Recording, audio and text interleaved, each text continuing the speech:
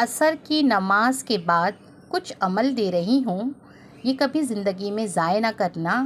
جو بندہ عصر کی نماز کے بعد پڑھے گا، اللہ پاک شانہ جب تک کہ موت نہیں آ جائے اس کو جنت میں محل نہیں دکھائے گا، اللہ اس کو موت نہیں دے گا۔ ایک فائدہ۔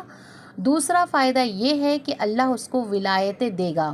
تیسرا فائدہ یہ ہے کہ اللہ اس کے دل کو زندہ رکھے گا جب لوگوں کے دل مردہ ہو جائیں گے۔ چوتھا فائدہ ہوگا رویا میں، مطلب عالمی رویا میں، خوابوں میں اللہ انبیاء، صالحین، اولیاء، اہل بیت، صحابہ، بڑی بڑی ہستیوں کی زیارت کروائے گا اور اللہ اس کو پاکیزہ زندگی دے گا، تنہائیاں دور ہوں گی، اللہ اس کو گناہوں سے بچائے گا اور اللہ زندگی میں نور، روح اور روحانیت عطا فرمائے گا۔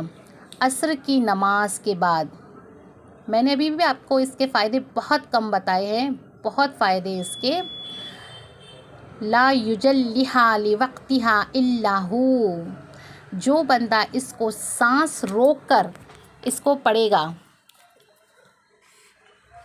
ایک مرتبہ، 2 مرتبہ، 3 مرتبہ، جتنی مرتبہ بھی سانس روک کر پڑھے گا، یہ قرآن کی آیت ہے، اس کو ایسے ایسے ثواب ملیں گے، ایسی ایسی جگہ سے اس کو فائدے ہوں گے، ایسی ایسی جگہ سے اس کو رزق کے لیے دروازے کھل جائیں گے انشاءاللہ۔ بہت بہت سے اس کے فائدے ہیں انشاءاللہ۔ بس آپ کو کیا کرنا ہے، سانس روک کر اسے پڑھنا ہے۔